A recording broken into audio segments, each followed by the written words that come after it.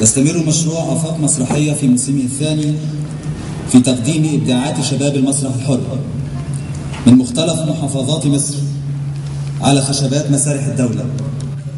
ويتطور المشروع وتتنوع مسابقاته وعدد المشاركين به بدعم ومساعدة تكفلها الدولة متمثلة في وزارة الثقافة وبرعاية الأستاذ الدكتور محمد صابر عرب وزير الثقافة، مما مهد لنا الطريق لتقديم هذا العدد الكبير من العروض الجيدة لينطلق في 7 محافظات مصرية في توقيت واحد، ويفتح آفاق أخرى لمشاركات دولية وعربية للتعرف على إبداعات مختلفة إثراء لرؤى المبدعين وارتقاء بالمنافسة بينهم. بذرة غرست في أعقاب ثورة يناير المجيدة وأخذت في النمو لتزهر في موسمها التالي في أعقاب ثورة 30 يونيو المجيدة، وما زالت تحتاج لكل رعاية ودعم، لا لتستمر فقط بل لتتطور وتصب في صالح الوطن. في ظل ظروف عصيبة تمر بها مصر،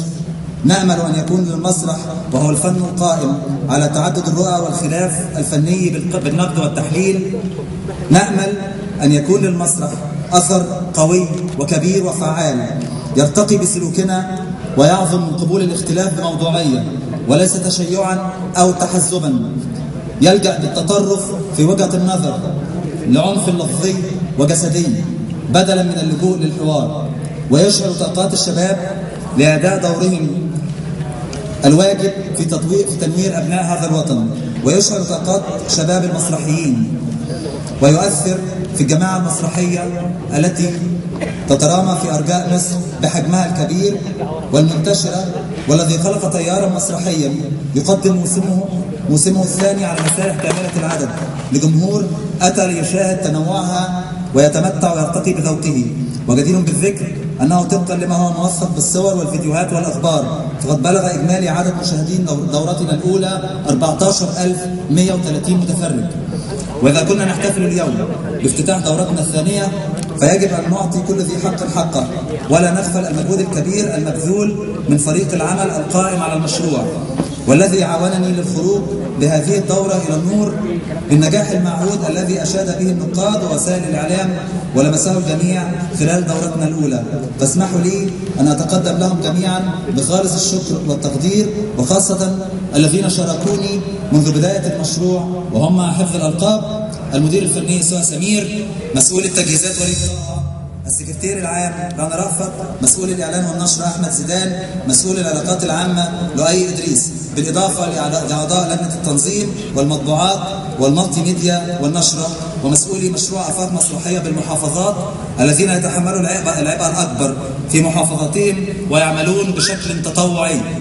وأيضا السادة النقاد الأفاضل أعضاء لجان المشاهدة الذين تعاونوا معنا بالمجان لإيمانهم بالمشروع وأهميته وانطلقوا في كل محافظات مصر لمشاهدة هذا العدد الضخم من العروض المتقدمة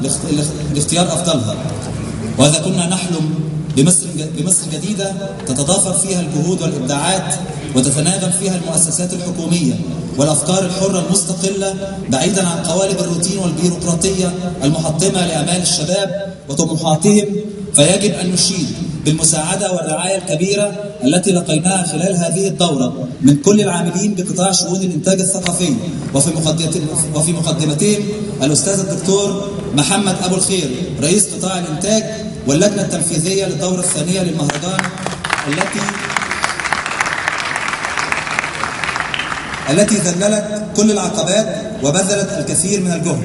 وأختتم كلمتي بالتأكيد على أهمية الجزء الثاني من المشروع والذي طرح مع تصور كامل لكل آليات تنفيذه منذ العام الماضي، وكررنا طرحه هذا العام في إبريل 2013 وبكل إصرار سنظل نطرحه ونسعى إلى تحقيقه مهما كلفنا الأمر حتى تكتمل التجربة وتتحقق أهدافها المرجوة، وهو أسبوع آفاق مسرحية الشهري الذي يقام